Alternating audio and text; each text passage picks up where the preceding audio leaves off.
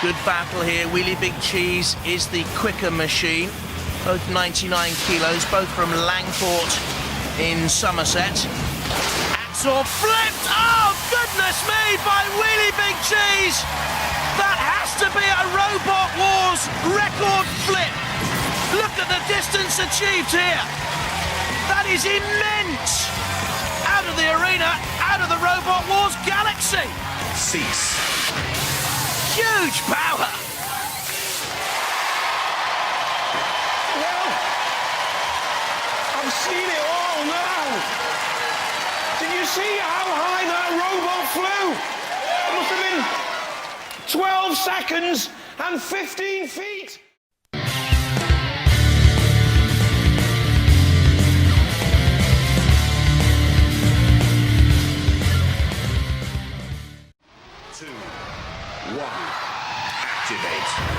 This for a place in the heat final. Can anyone stop Chaos 2's rampage to glory once again?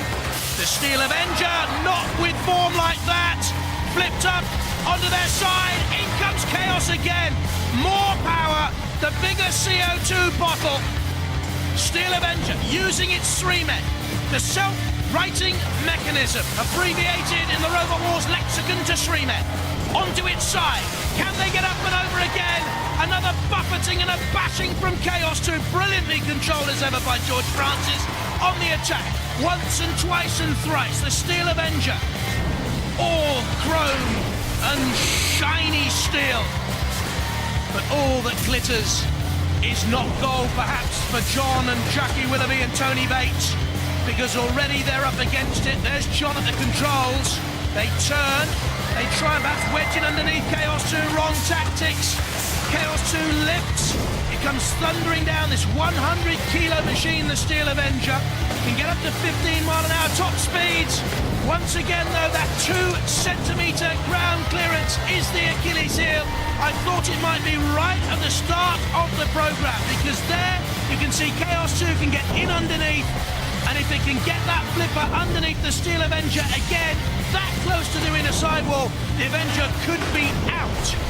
Created history in Series 3 of Robot Wars by flipping FIRESTORM out of the arena, first ever robot to do so. And there they go! The Steel Avenger, I thought that's the way it was going to end, and even they loved it. Systematically pushed towards the arena sidewall, and in the end, over and out.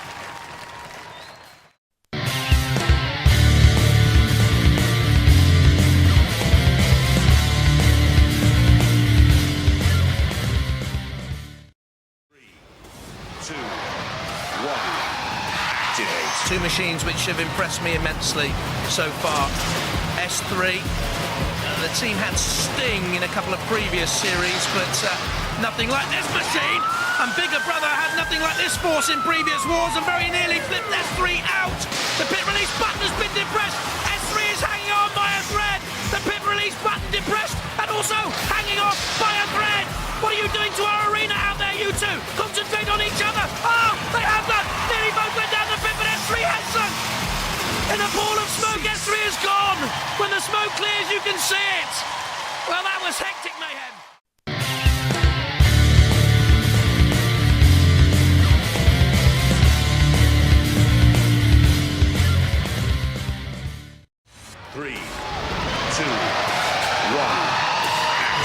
Hey, and I'll tell you what, third place in Robot Wars, that's not bad, and they want this. FIRESTORM on the HYPNO-DISC, HYPNO-DISC backing away.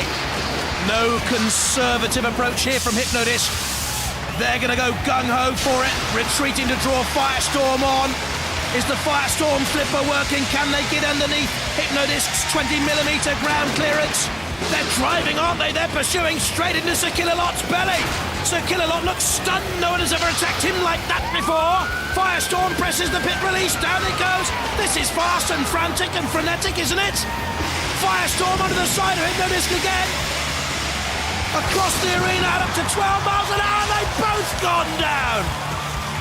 Work that one out.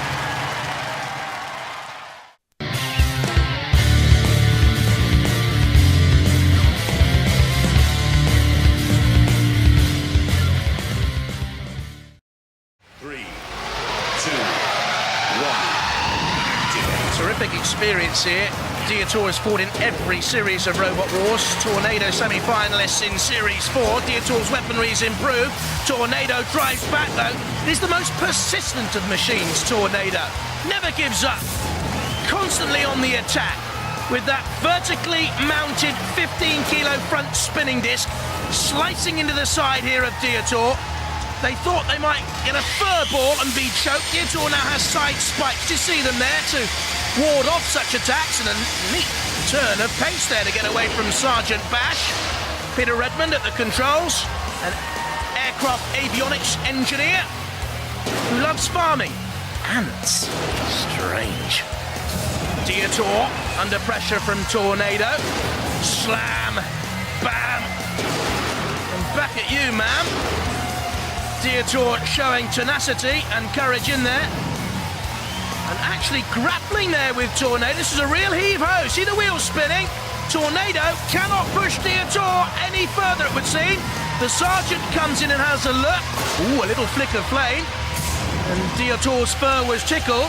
Andrew Marchant at the controls of Tornado. They've obviously crowned themselves kings of the Robot Wars arena thus far. Will they be dethroned as Tornado slams in on the bucket scoop? DIOTOIR over the years has become much more durable, you know, and this is a terrific, sustained fight between two stout-hearted machines. Tornado spinning away. DIOTOIR in there for the close grappling, side by side. Toreador and Bull, which is which? Tornado with a little bit of a push now, side on to DIOTOIR. Dancing around the arena, close controls. DIOTOIR takes the plunge. Goes for the pit release first. Down it goes, the pit. DIOTOIR, did they sense that Tornado was on its last leg, as it were? What a shot this is! DIOTOIR nearly went in, but Tornado crash out! The 12 seeds are gone. What a win for DIOTOIR!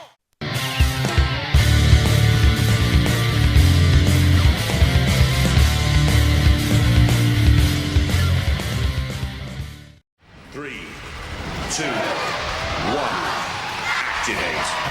Good battle here. Reactor looks heavy, doesn't it? Difficult to beat. Gemini, the design is brilliant. They split, they move quickly, they nag, they worry. But I wonder how effective the flippers are of Gemini. The total weight is 100 kilos, but split between the two, are they powerful enough to upend a 99-kilo opponent? You see, they can just irritate and annoy.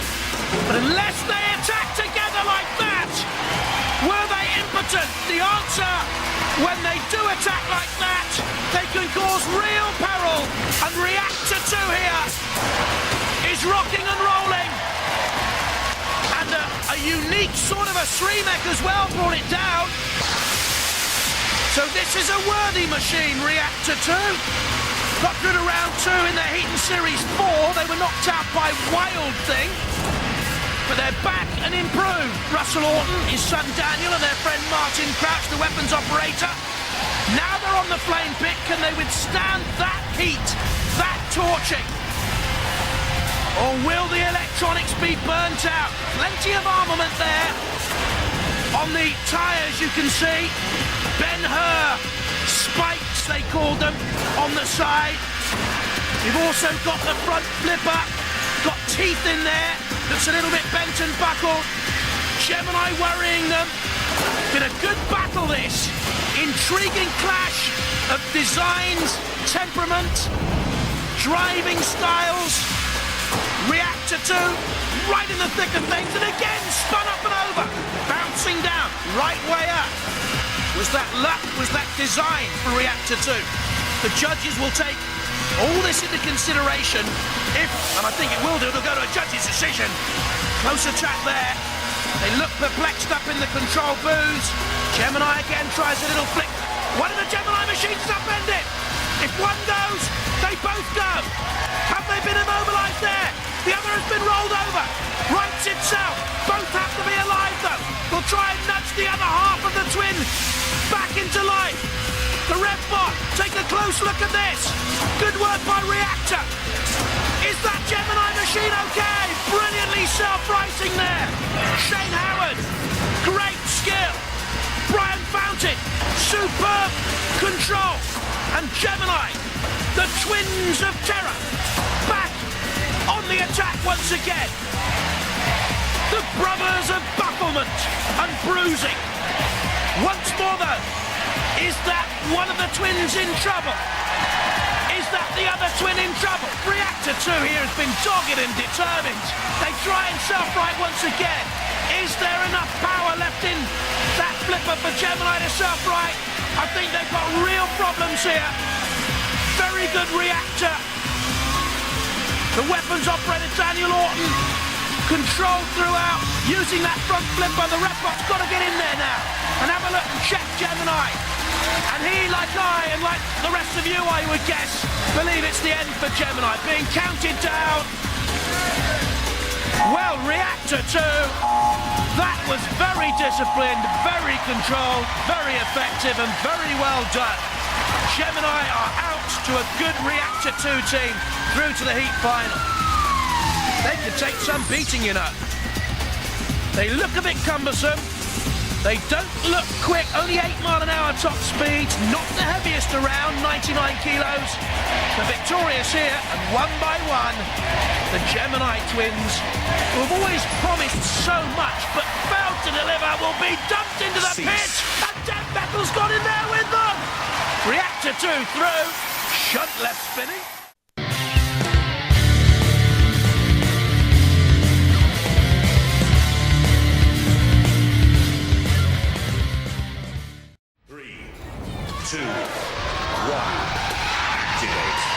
Wild Thing, heavier, faster, more experienced. You can see its red cutting disc, and if you look carefully, the green spinning disc of Trouble and Strife set lower on the machine. And if you look carefully as well, you can see some damage, I think, already caused to the armour of Trouble and Strife. Just a few scratches and dents.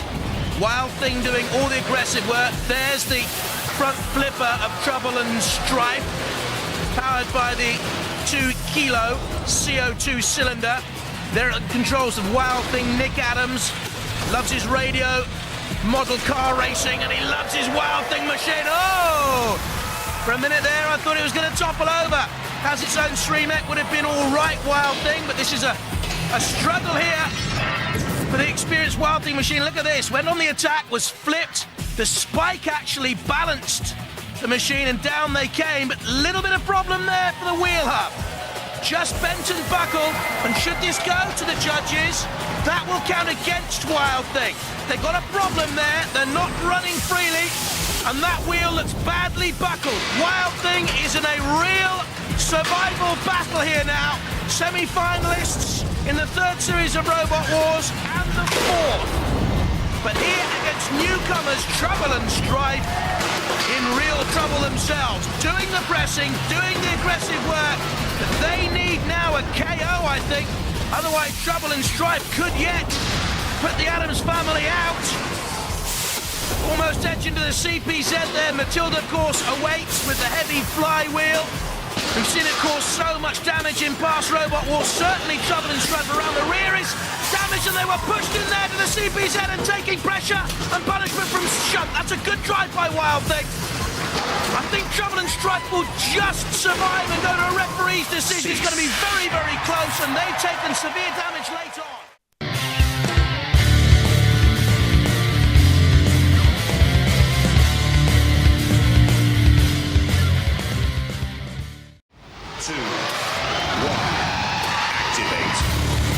BEHEMOTH moves steadily then to come in now on a side assault, but SUPERNOVA saw the danger and spun away and slammed straight into BEHEMOTH, and there you saw shards spinning away on the arena floor, damaged by that half-meter diameter rotating disc spinning at 2,000 RPM, and again don't forget, SUPERNOVA's coming in with 99 kilos of force. Then you've got the spinning disc, and BEHEMOTH literally turned around a complete 360 degrees. And you're spinning 98 kilos of BEHEMOTH there. Their tactic now must be to get in underneath Supernova and flick it. Supernova with a ground clearance, really of millimetres you're talking. BEHEMOTH, 1.5 centimetres of ground clearance. We know the Supernova won't be able to get in underneath. Supernova, oh, lack of control though. And there's the flip of BEHEMOTH. But it looks to me as if they can run both ways up Supernova. BEHEMOTH on the attack, coming down with the axe there, has the scoop in the front. Turns Supernova over, aggression from both machines then. At the controls of Supernova, Soren Balandran, Nishani and Tuvaragan. The brother and sister team up there in the control booth. And BEHEMOTH at the controls, Anthony Pritchard. His brother Michael is controlling the weaponry, along with Kane Aston. In goes Killalot, BEHEMOTH on the edge of the CPZ. You see, vulnerable to attack from the house robot. Needs to get away and out of there. Come on, boys, you should know better than that. You were semi-finalists in Series 2, stopped by Killatron. And as this battle has gone on, so BEHEMOTH has got stronger. And Supernova turned into that CPZ and damaged by Matilda. They left themselves open to attack. Matilda coming in, something flew off there. Crashed away out of the arena. I think it was the protective shell on top, and another piece goes there, look. Which means the innards of Supernova are now exposed and vulnerable to attack from the BEHEMOTH axe. We saw something flying off there. This is good work by BEHEMOTH. Driving it into the CPZ. Then Matilda could come in and following it up with attack after attack after attack. Very good control by Anthony Pritchard and his team. Because Supernova, for me, had started very strongly. Now BEHEMOTH has the heat by the scruff of its neck. And Sir Killalot will come in and finish Supernova off. Well, it was a brightness in the arena while it lasted. The Supernova, about to become a dark star, and of course to go down our very own black hole, from which no roboteer ever emerges. Good victory by BEHEMOTH, hard earned. At what cost, I wonder?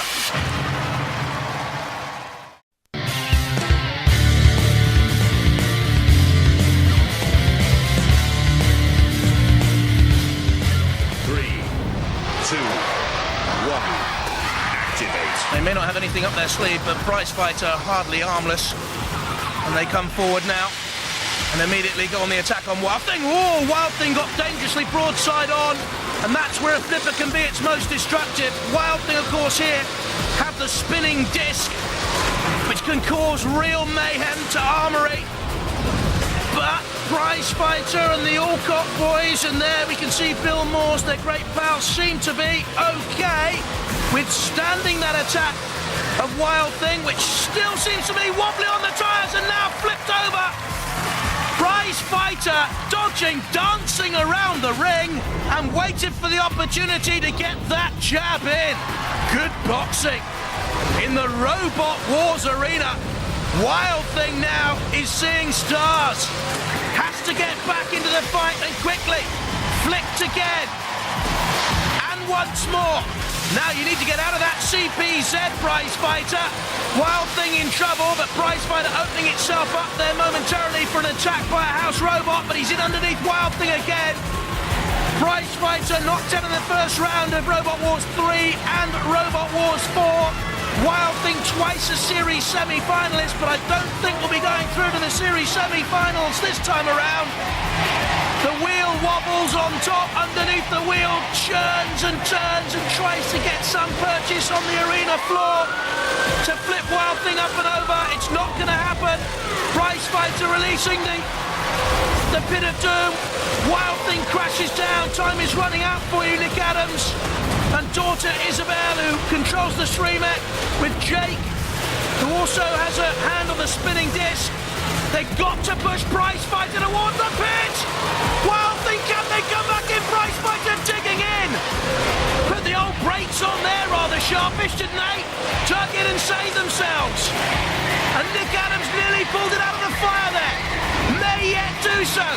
One tactic, push PRIZEPHITA towards the pit. There will be irony in there because PRIZEPHITA activated the pit release.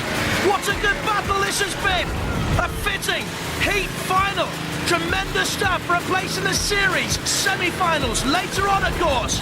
Wild Thing, as the seconds tick down, tries to push PRIZEPHITA into an angle grinder. Gonna go to the judges. Very, very close. PRIZEPHITA dominant early on. The Wild Thing fighting back well. Terrific stuff.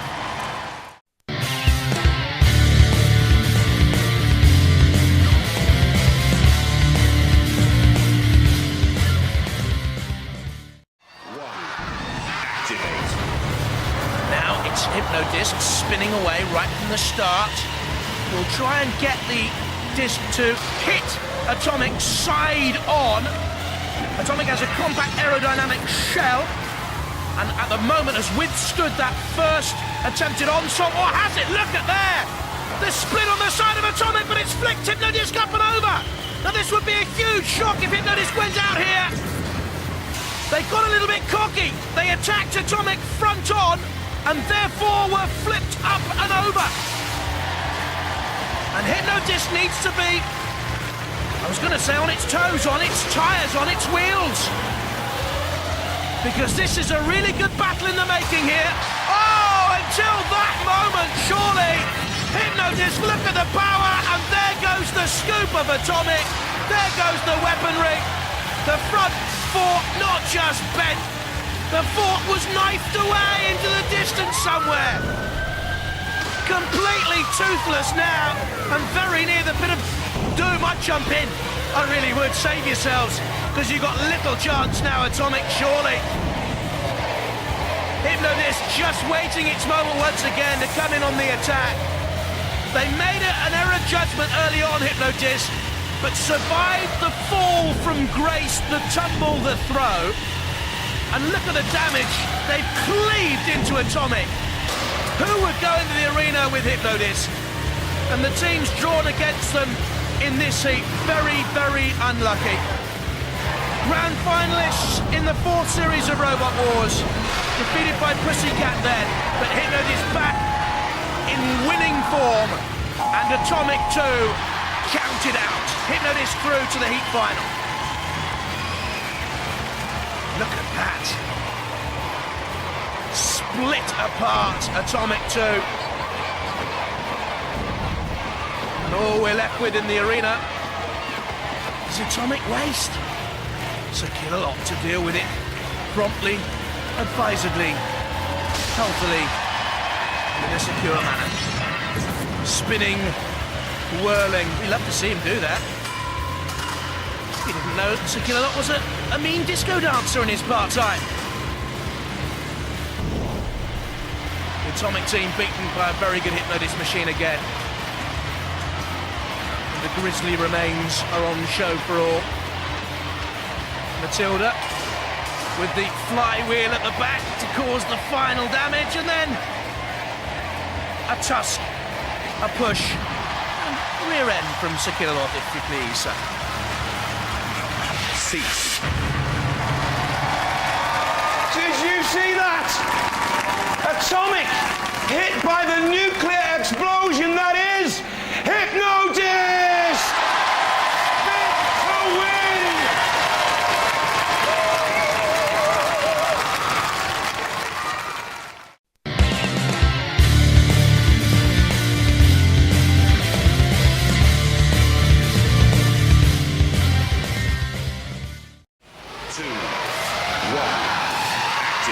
It'll be mayhem. S3 moves from the right-hand side. Spawn again coming in from the left. S3 in the middle at the moment, spinning away, trying to get that hugely powerful, vertically mounted disc into play. On the front of Spawn again. Slicing, bashing. Wild Thing took damage. So did Spawn against front flipper. Previously already damaged by RAZER. Well, they're gang up on Wild Thing, it would seem here. Is it a process of elimination? Gang up on one, then take on t'other. Wild Thing squeezes between the two. There we can see Nick Adams at the controls. Chasing down on Spawn again. The S3, 1,000 RPM, 20 kilo, 18-inch diameter snatch weapon, they call it, the spinning blade. Rotating, looking fearsome. Spawn again, momentarily silenced and stilled. Up goes its flipper. Down goes the pit. Released there. S3 on the charge on Wild Thing. Who's nearest the pit? Wild Thing dances away. What is that next to the pit? Something's come off. S3 on the attack. It's Spawn again being counted out by the ref bot. These two will be left to fight it out then for a place in the next battle. Spawn again, they've been counted out by the ref bot. We're down to 2. Wild Thing and S3, only one to survive. They're in the same control pod. Wild Thing, the aggressor, the more experienced here of the two, I would say. Previous semi-finalists on 2 occasions. S3 has the weaponry. Spawn again has the long way home via the pit, says Sergeant Bash. Down you go. That's the last we'll see this series of Spawn again. And I think the judges will have to decide the winners of S3 and Wild Thing. Who stays in? Who goes out? I don't have to make the decision. The real brains do.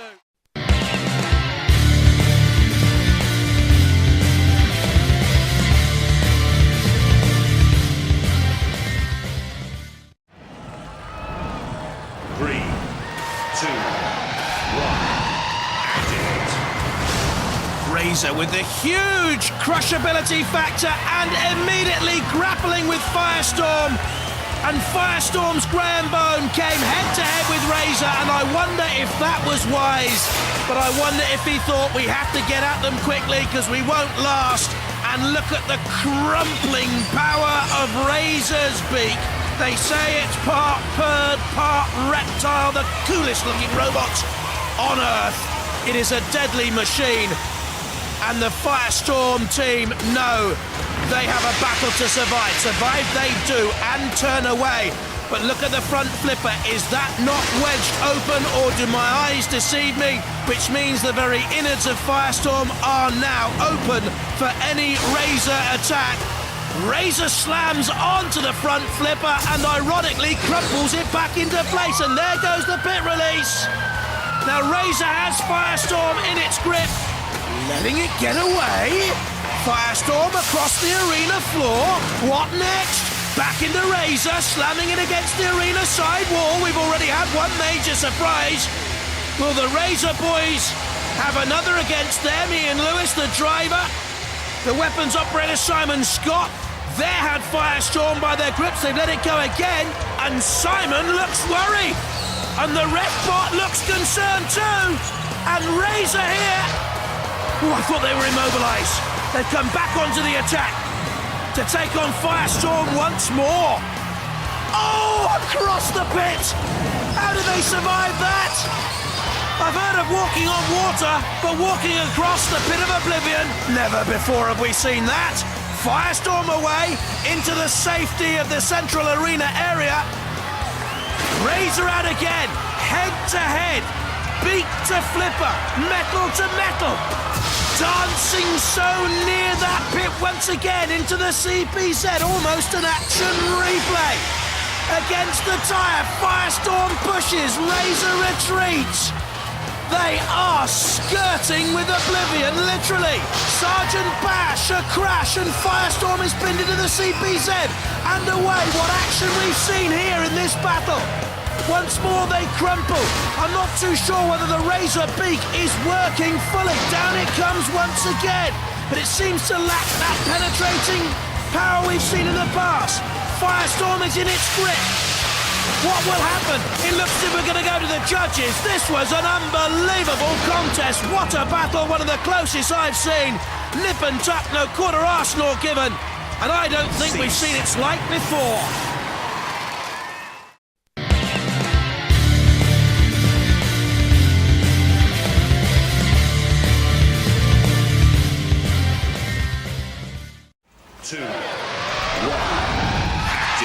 For a place in the heat final against Stinger. S3, the hammerhead shark, as we called him earlier, with that vertically mounted spinning disc. Awesome, as it tries to grind into MOUSETRAP. And I think Jason Launchbury's tactics here are to stay out of trouble. Well, or try and snare S3, and they've done just that with the guillotine blade. And if that blade can cut off off the radio aerial, then S3 would be immobilized. Who will give way first here? Can the blade of S3 sever the spring of the mousetrap? They're into the CPZ, which means Killalot can also come into the equation. The spring is holding fast. Will the bar go? Well, which robot is immobilized?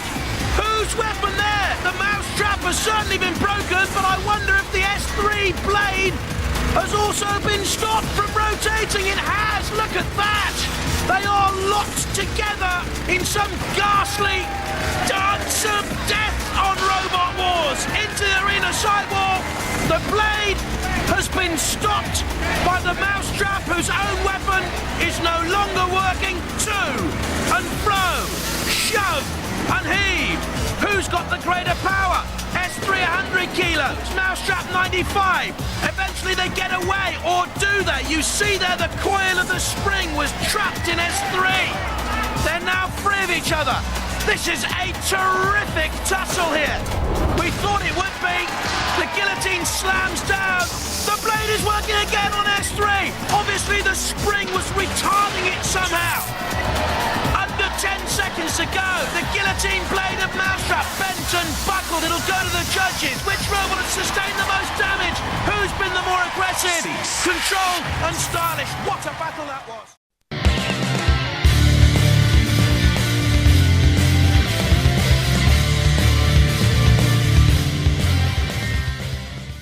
Three, two, one, activate. Good old battle this, eh? Chaos, nifty, as I said, quicker than Wild Thing, flipping Wild Thing, in underneath, Wild Thing technically with a 0 ground clearance, that doesn't really matter again, our poor old pit release, tyres come off the arena sidewall, Chaos 2's flipped over, can right of course, using that hugely powerful CO2 front flipper at the Sremek, Wild Thing topple once again, this is furious, fast frenetic action in the Robot Wars, semi-final arena, they turn, they twist, they manoeuvre. The buzzer sounds, that means the pit is descending quickly. They have to avoid it here. George Francis at the controls of Chaos 2, dancing the dance with Wild Thing's Nick Adams, dad to Isabel, and Jake Adams, who've grown up around the Robot Wars arena. Wild Thing under pressure, semi-finalist in Series 3, beaten by Panic Attack, semi-finalist in Series 4, beaten by HYPNO-DISC, semi-finalist in Series 5, will they be beaten by Chaos 2? Oh, almost turning turtle, but Nick Adams can bring Wild Thing back onto the attack, they slam, they crash, sparks fly, it's brilliant control, Wild Thing very nearly had Chaos 2 in the pit, look at that, right on the lip, and George Francis dug in, and the motors burn, and Chaos 2 pushed back, just surviving George Francis. In comes Dead Metal, in comes Shunt, slamming down there onto the top of Wild Thing, almost lost underneath the house robots. Chaos 2 with the flipper wedged in underneath. Wild Thing, moments ago on the verge of victory, now fighting for survival perhaps. Chaos 2 once again bumping and barging.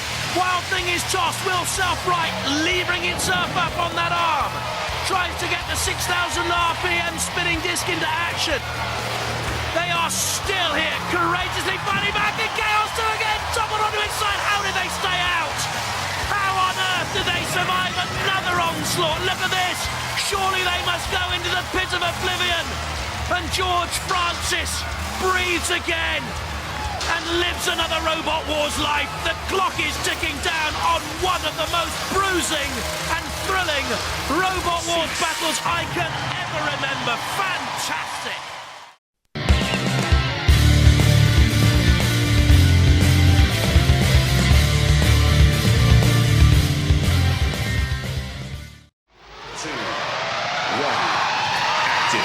First battle of the 5th Robot Wars Grand Final gets underway.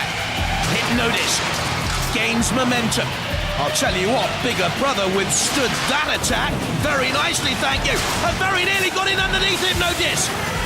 HYPNO-DISC with a 20mm ground clearance that could be vulnerable to that lifting device that gives Bigger Brother so much more potency in this series. Will the gas last out, and how much damage can they take from HYPNO-DISC? I think there's a gash in the side of Bigger Brother. There it is, on the left-hand side. We just got a glimpse of it.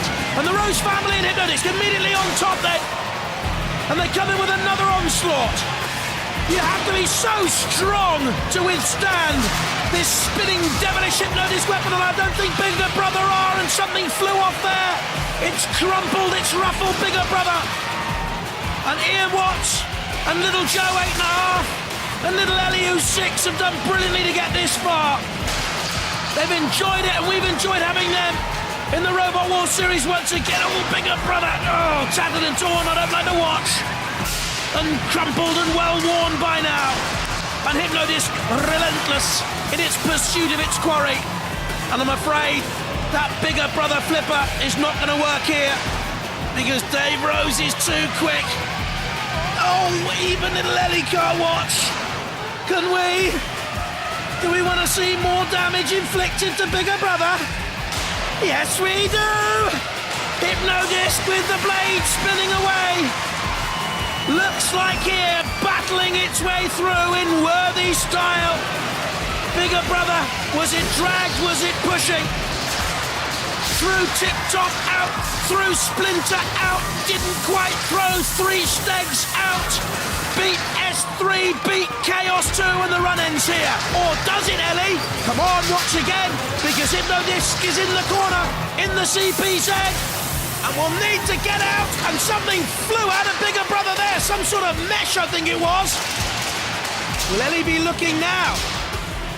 HYPNO-DISC seems to be a bit more wary, and I'll tell you what, despite all the damage, Bigger Brother are still fighting on. I wouldn't have minded a Bigger Brother like this. And they've got enough confidence to go for the pit release button, have they? Are they going to nudge HYPNO-DISC onto the pit release? What a fight back! Oh, HYPNO-DISC is on the verge of going down. What an upset! Bigger Brother have beaten HYPNO-DISC. Ellie, look again. HYPNO-DISC are out. You've done it. You've won it. What a stunner! It doesn't get more sensational than that!